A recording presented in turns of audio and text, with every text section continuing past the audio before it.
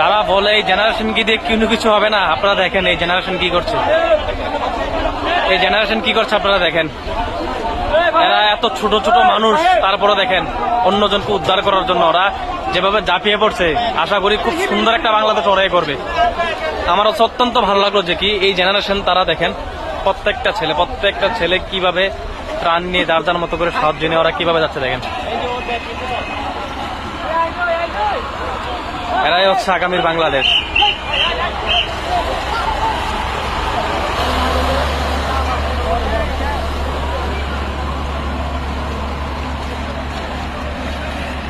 প্রত্যেকটা মানুষ যার যার জায়গা থেকে দেখেন কিভাবে সহযোগিতা করে। হ্যাঁ, ভালো আছেন। বাড়িতে আসছে তো একটু সামনে আসতে হবে। হ্যাঁ।